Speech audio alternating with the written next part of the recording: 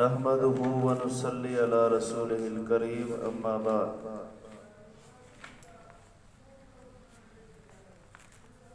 معرب اور مبنی کی تعریف اور ان کی اقسام۔ اسم کی جو چوتھی تقسیم کی جاتی ہے اعراب و بنا کے اعتبار سے،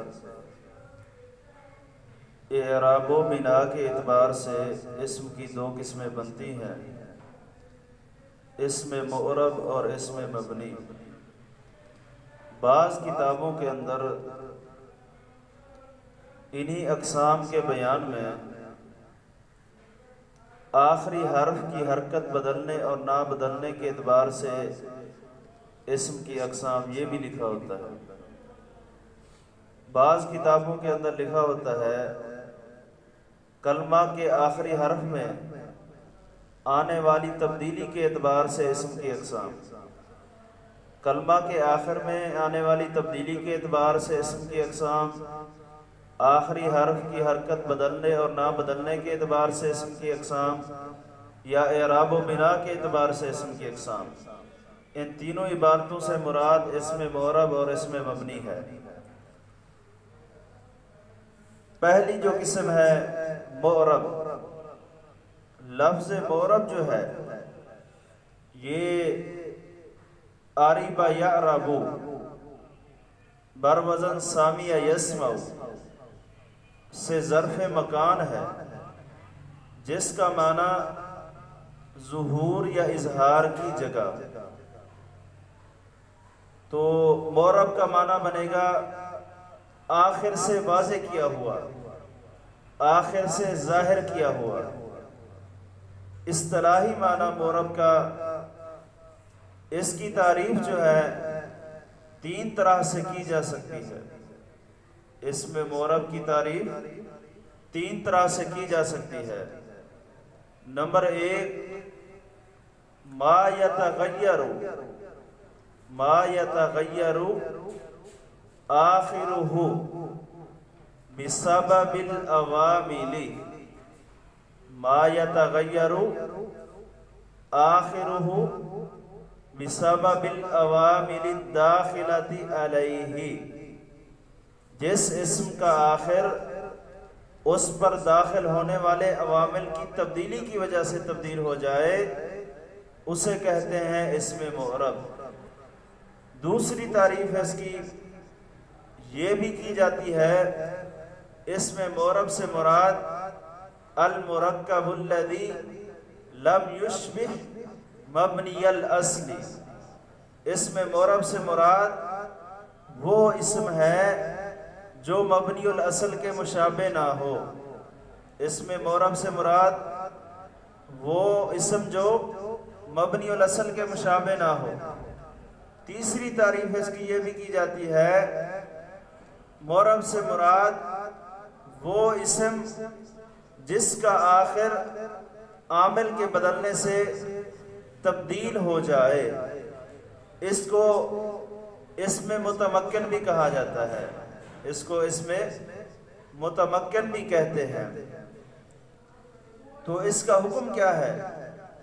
اسم معرب کا حکم یہ ہے ان یختلف آخرہ باختلاف العوامل، ان یختلف آخرہ باختلاف العوامل۔ اس کا حکم یہ ہے اسم معرب کا آخر تبدیل ہو جائے عامل کے بدلنے سے، یعنی کہ عامل کے بدلنے سے اسم معرب کا آخر جو ہے وہ بدل جاتا ہے۔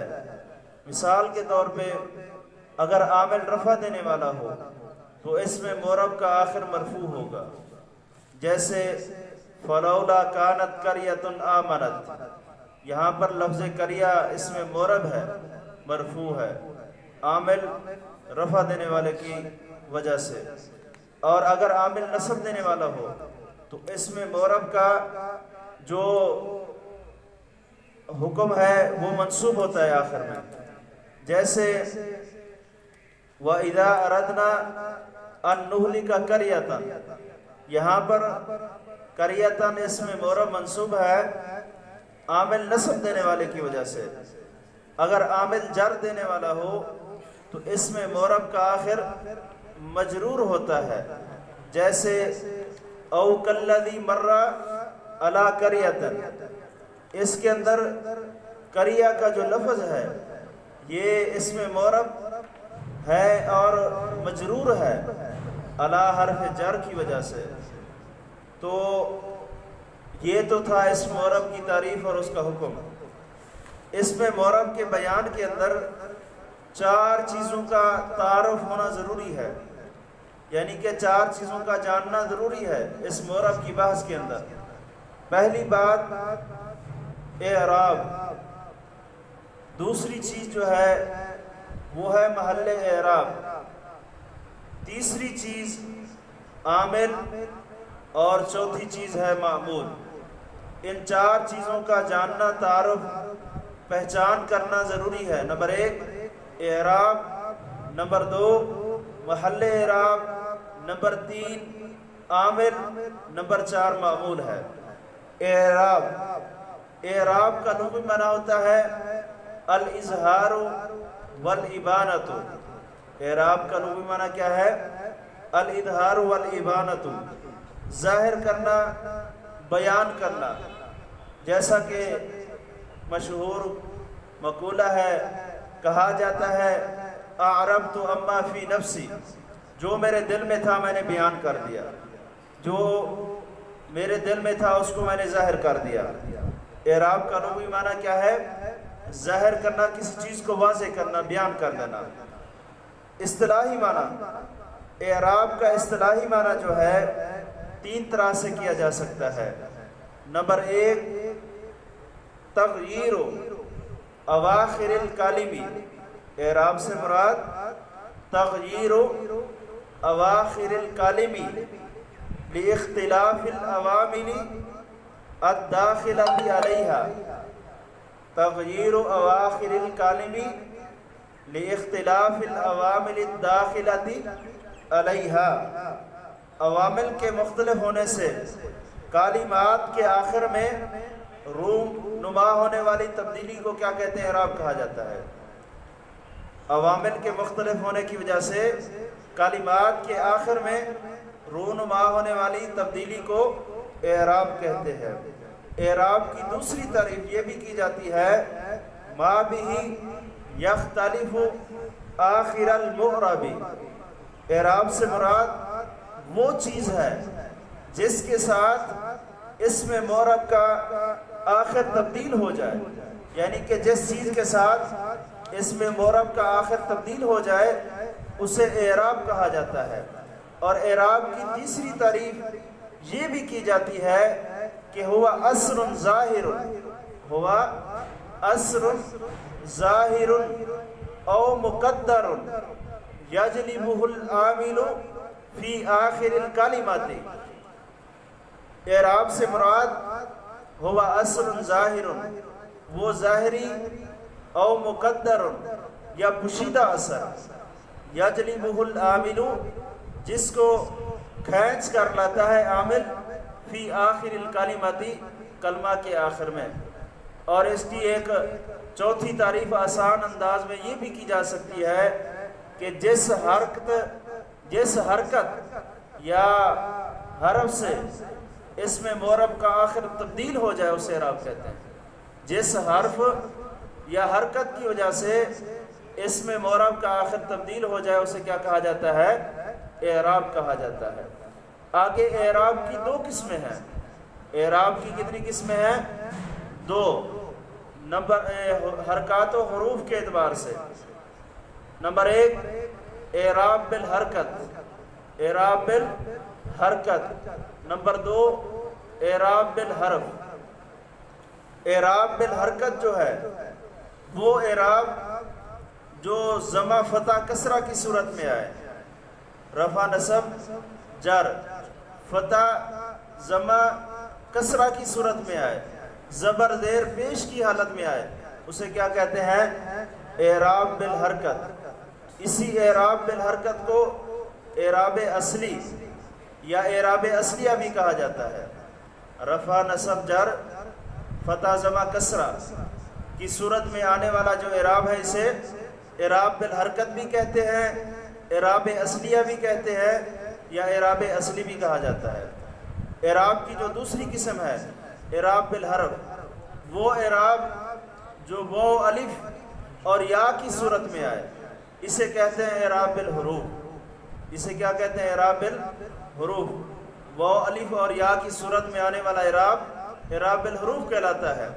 اسی اعراب بالحروف کو اعراب فرعیہ یا اعراب فرعی بھی کہتے ہیں، یعنی کہ اس کے تین نام ہو گئے، اعراب فرعیہ یا اعراب فرعی بھی کہا جاتا ہے، یا دوسرے الفاظ کے اندر اس کو جو ہے نا یوں بھی بیان کیا جا سکتا ہے، واو کو اخت ضمہ اور الف کو اخت فتح اور یا کو اخت کسرہ بھی کہا جاتا ہے۔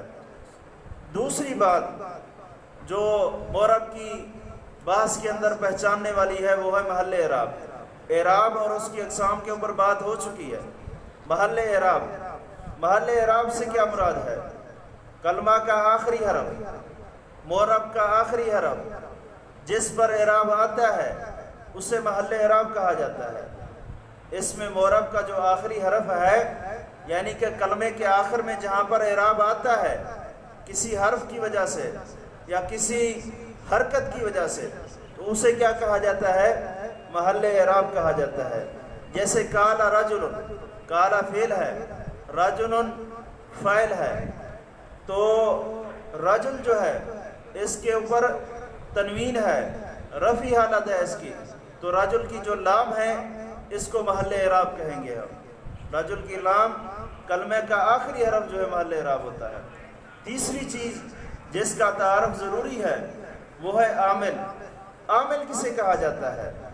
عامل وہ جس کی وجہ سے رفع نصب جر اور جزم آئے۔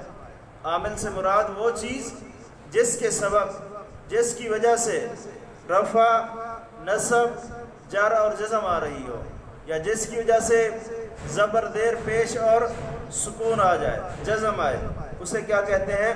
عامل کہا جاتا ہے۔ اس کی دوسری تعریف یہ بھی کی جاتی ہے، عامل سے مراد وہ چیز ہے جس کی وجہ سے معرب کے آخر میں تبدیلی واقع ہو، یعنی کہ جس کے سبب اس میں معرب کے آخر میں تبدیلی آتی ہے اسے عامل کہا جاتا ہے۔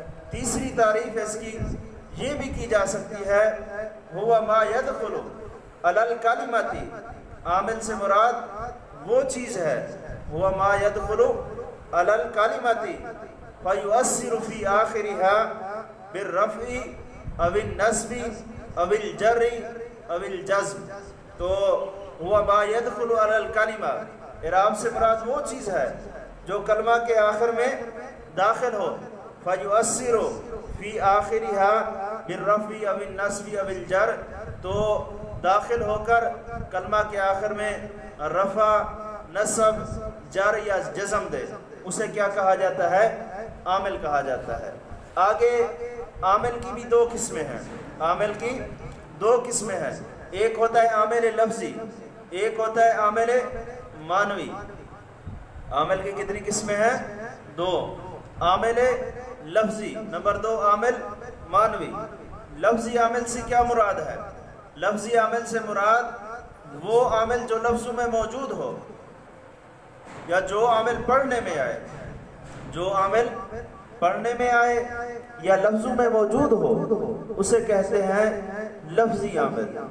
جیسے اور یہ جو لفظی عامل ہیں یہ کل 98 بنتے ہیں، جن کی تفصیل مندرجہ ذیل ہے اور اس پہ تفصیلی بات جو ہے نا بعد میں کی جائے گی۔ 98 عامل ہیں۔ مثال کے طور پہ حروف جارہ ہیں، حروف مشبہ بالفعل ہیں، ما والا مشابہ لیسا ہے، حروف ناصبہ للاسم ہیں اور حروف ناصبہ للفعل ہیں، حروف جازمہ ہیں، اسماء جازمہ ہیں، اور اسی طرح اسماء ناصبہ ہیں اور اسماء افعال ہیں، اسماء عاملہ، مشبہ بالفعل ہے، مضاف ہے، اسم تام ہے، اور اسی طرح افعال ناقصہ ہوتا ہے، افعال مقاربہ، افعال مدح و ذم اور افعال قلوب۔ یہ جو ہے نا ان کو تعداد ان کی ملا لیں تو کل بنتے ہیں 98. یہ جو عامل ہوتے ہیں یہ لفظی عامل ہوتے ہیں. اب عامل کی جو دوسری قسم ہے معنوی عامل. معنوی عامل سے مراد وہ جو لفظوں میں موجود نہ ہو، وہ جو لفظوں میں موجود نہ ہو یا جو عامل پڑھنے میں نہ آئے اسے کہا جاتا ہے معنوی عامل. معنوی عامل یہ جو ہے نا کل 3 چیزیں ہیں. تین عامل ہیں معنوی طور پہ. نمبر 1 مبتدا، نمبر 2 مبتدا کی خبر، نمبر 3 جو ہے وہ ہے مضارع کے 5 صیغے مرفوع جو ہوتے ہیں. یعنی کہ مضارع کے شروع میں حرف جزم دینے والا یا حرف نصب دینے والا نہ ہو تو مضارع 5 جگہ کا کیا ہوتا ہے؟ مرفوع ہوتا ہے. تو وہ معنوی طور پر مرفوع ہوتا ہے. ہم چیک کریں گے اگر معنوی 3 عوامل میں سے کوئی ہے یا نہیں ہے. اگر 3 میں سے ہے تو ٹھیک ہے، اگر نہیں ہوگا تو لفظوں کے اندر کوئی نہ کوئی عامل موجود ہوگا. اب چوتھی چیز جو معرب کے بیان میں جس کا تعارف ضروری ہے وہ ہے معمول. معمول کسے کہتے ہیں؟ معمول سے مراد وہ اسم یا فعل ہے جس پر عامل کے داخل ہونے کی وجہ سے رفع نصب جر یا جزم آئے. معمول سے مراد وہ اسم یا فعل جس کے داخل ہونے کی وجہ سے رفع نصب جر یا جزم آئے اسے کیا کہا جاتا ہے؟ معمول کہا جاتا ہے. معمول کی بھی آگے 2 قسمیں بنتی ہیں. نمبر 1 اصلی، معمول اصلی. نمبر 2 فرعی، طبعی. معمول اصلی کسے کہا جاتا ہے؟ اس سے مراد وہ معمول ہے جس پر عامل کا اثر بلا واسطہ ہو، بغیر کسی واسطہ کے ڈائریکٹ عامل کا اثر جو ہے اس پر لاگو ہو تو اسے کہتے ہیں معمول اصلی. جس پر عامل کا اثر بلا واسطہ کسی واسطے کے بغیر ڈائریکٹ جو ہے اثر ہو اسے کہتے ہیں معمول اصلی. یہ جو ہے نا اس کو معمول بلا واسطہ بھی کہا جاتا ہے. معمول اصلی کو معمول بلا واسطہ بھی کہتے ہیں. یہ صرف 3 ہیں. کتنی ہیں؟ 3. مرفوعات، منصوبات، مجرورات. معمول بلا واسطہ یا معمول اصلی جو ہیں 3 ہیں: مرفوعات، منصوبات اور مجرورات. یہ جو مرفوعات منصوبات کے اندر جو عامل ہوتا ہے، عامل کا جو اثر ہوتا ہے معمول پر کیا ہوتا ہے؟ بلا واسطہ کے، بغیر کسی واسطہ کے ہوتا ہے. دوسری معمول کی قسم جو ہے وہ ہے طبعی. معمول طبعی اس سے مراد وہ معمول ہے جس پر عامل کا اثر کسی واسطے کے تحت ہو، جس پر کسی مطبوع کے واسطے سے ہو یا کسی اور چیز کا واسطہ آ جائے اسے کیا کہا جاتا ہے؟ معمول طبعی. اسی معمول طبعی کو معمول بالواسطہ بھی کہتے ہیں. عامل کا اثر معمول پر کسی واسطے کے تحت ہو تو اسے کیا کہا جاتا ہے؟ معمول طبعی یا معمول بالواسطہ. اس سے مراد توابع کی تمام اقسام ہیں. توابع کی جو قسمیں ہیں نا، جتنی بھی 5 قسمیں وہ اسی کے اندر آتی ہیں، معمول بالواسطہ کے اندر. اس پر جو عمل ہوتا ہے عامل کا وہ جو ہے نا واسطے کے ساتھ ہوتا ہے، ڈائریکٹ نہیں ہوتا. یہ تھی 4 چیزیں جن کا اس معرب کے بیان میں جاننا ضروری ہے. نمبر 1 اعراب، نمبر 2 محل اعراب، نمبر 3 عامل، نمبر 4 جو ہے معمول. ہر ایک کی وضاحت اور اقسام کو بیان کیا. اب اس میں معرب کی کتنی قسمیں ہیں؟ اس میں معرب جو ہے اس کی کتنی قسمیں بنتی ہیں؟ اس کی 2 قسمیں بنتی ہیں. نمبر 1 صحیح، نمبر 2 معتل. نمبر 1 صحیح، نمبر 2 معتل. صحیح جو ہے نحو کی اصطلاح میں صحیح سے مراد وہ اسم ہوتا ہے جس کے آخر میں حرف علت نہ ہو. نحویوں کے نزدیک صحیح کی تعریف کیا ہے؟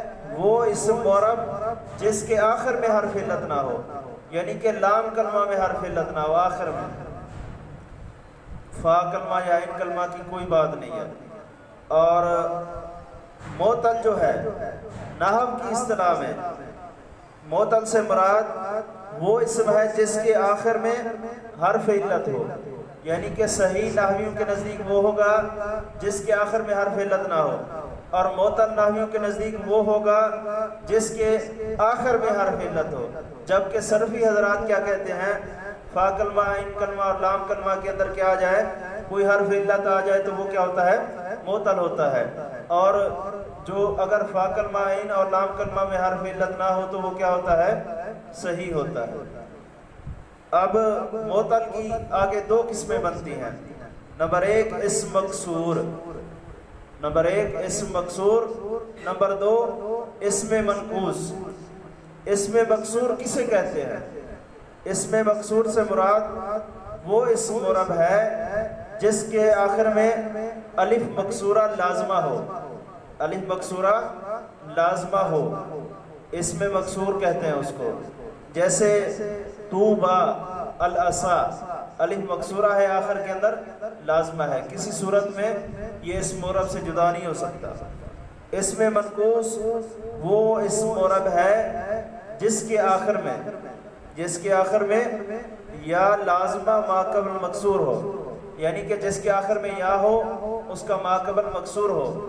لازمہ کی شرط کیوں لگائی؟ یہ جو ہے نا الف لازمہ یا لازمہ، یہ اس لیے لگائی، لازمہ کا مطلب ہوتا ہے وہ الف یا جو کسی صورت میں اسم معرب سے جدا نہ ہو، اگر جدا ہو جائے تو وہ اسم مکسور یا منقوص نہیں بنیں گے، تو اس لیے لازمہ کی شرط لگائی ہے۔ اب اسم کی اعراب اور بنا کے اعتبار سے جو دوسری قسم تھی مبنی کی تعریف۔ مبنی وہ اسم ہے جو مبنی الاصل کے مشابہ ہو۔ مبنی کی تعریف کیا کرتے ہیں؟ وہ اسم جو مبنی الاصل کے کیا ہو، مشابہ ہو۔ مبنی الاصل کتنی ہیں؟ مبنی الاصل حقیقت کے اندر جو ہے وہ تین ہیں۔ نمبر ایک اپنا فعل ماضی، امر حاضر معروف، اور اسی طرح تمام حروف، یہ کیا ہوتے ہیں؟ مبنی الاصل ہے۔ اب جیسے اور دوسری شرط اس کے اندر یہ بھی ہے، اور اس کا آخر عامل کے تبدیل ہونے سے نہ بدلے۔ وہ اسم جو مبنی الاصل کے مشابہ ہو اور اس کا آخر جو ہے عامل کے تبدیل ہونے سے تبدیل نہ ہو، عامل رفع ہو، یہ اس کا آخر نہیں بدلتا، نصب دینے والا ہو پھر بھی آخر نہیں بدلتا، اور جر دینے والا ہو تو مبنی کا آخر نہیں بدلتا، ہر صورت کے اندر مبنی اپنی حالت کے اوپر برقرار رہتا ہے۔ آگے جو ہے نا مبنی کی چار صورتیں بنتی ہیں اعراب کے اعتبار سے۔ اعراب کے اعتبار سے مبنی کی کتنی صورتیں بنتی ہیں؟ چار۔ نمبر ایک المبنی علی السکون، المبنی علی السکون، وہ کلمہ جس کے آخر میں سکون ہو۔ المبنی علی السکون کسے کہتے ہیں؟ وہ کلمہ جس کے آخر میں سکون ہو، جیسے اکتب، جیسے اکتب، اور اسی طرح اشرب، اس کے اندر اکتب اور اشرب کے اندر جو با ہے یہ ساکن ہے، اس کو ہم کہیں گے المبنی علی السکون، المبنی علی السکون یا مبنی بر سکون، دوسرے الفاظ کے اندر اس کو مبنی بر سکون بھی کہا جاتا ہے۔ اور اسی طرح اس کی مثال کم بھی ہے، کم کے آخر میں جزم ہے، اس کو مبنی علی السکون کہیں گے۔ اور دوسری صورت مبنی کی اعراب کے اعتبار سے وہ ہے المبنی علی الضم، المبنی علی الضم، اس کو مبنی بر ضمہ بھی کہتے ہیں یا مبنی بر ضم بھی کہتے ہیں۔ مبنی علی الضم، مبنی بر ضم یا مبنی بر ضمہ بھی کہا جاتا ہے۔ اس سے مراد وہ کلمہ ہے جس کے آخری حرکت جو ہے پیش ہو، جس کلمے کی آخری حرف کی حرکت کیا ہو؟ پیش ہو، اسے کہتے ہیں المبنی علی الضم، جیسے حیثو اس کے اندر سا کے اوپر پیش ہے، یہ مبنی ہے، مبنی بر ضمہ ہے یا مبنی علی الضم ہے۔ اور تیسری صورت جو ہے اعراب کے اعتبار سے مبنی کی وہ ہے المبنی علی الفتح، المبنی علی الفتح، اس کو مبنی بر فتح یا مبنی بر فتح بھی کہا جاتا ہے۔ وہ کلمہ جس کی آخری حرکت کیا ہو؟ زبر ہو، فتح ہو۔ جس کلمے کی آخری حرکت کیا ہو؟ زبر اور فتح ہو، اس کو کیا کہتے ہیں؟ مبنی علی الفتح کہا جاتا ہے۔ جیسے کاتبہ، اس کے اندر با ہے تو اس کی آخری حرکت کے با کا جو زبر ہے اس کے اوپر، اس کو ہم کہیں گے مبنی ہے، مبنی علی الفتح ہے۔ اور اسی طرح آئینہ ہے، یہاں پر نون کے اوپر زبر ہے، یہ بھی مبنی علی الفتح ہے۔ اور چوتھی صورت جو اعراب کے اعتبار سے مبنی کی ہے وہ ہے المبنی علی الکسر، المبنی علی الکسر، وہ کلمہ جس کی آخری حرکت زیر ہو اسے کیا کہتے ہیں؟ مبنی علی الکسر یا مبنی بر کسر کہا جاتا ہے۔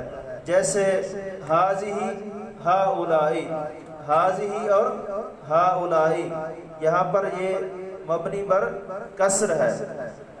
یہ جو ہے 4 صورتیں اس کی بنتی ہیں: المبنی علی السکون، المبنی علی الضم، المبنی علی الفتح، المبنی علی الکسر۔ مبنی کی 8 قسمیں بنتی ہیں، مبنی کی 8 قسمیں ہیں۔ نمبر 1 ضمائر یا مضمرات، یہ جو ہے نا پہلی قسم ہے ضمائر۔ مبنی کی جو دوسری قسم ہے اسماء اشارہ یا اسماء اشارات۔ تیسری قسم جو ہے اس کی وہ ہے اسماء موصولہ یا اسماء موصولات۔ اور چوتھی قسم اس کی ہے اسماء افعال۔ پانچویں قسم اس کی ہے اسماء اصوات۔ اور چھٹی قسم اس کی ہے اسماء کنایات۔ ساتویں قسم اس کی ہے مرکبات۔ اور 8ویں قسم اس کی ہے بعض ظروف۔ اسماء اشارات، ضمائر، اسماء موصولہ، اسماء افعال، اسماء اصوات، اسماء کنایہ اور مرکبات، بعض ظروف، یہ مبنی کی 8 قسمیں بنتی ہیں۔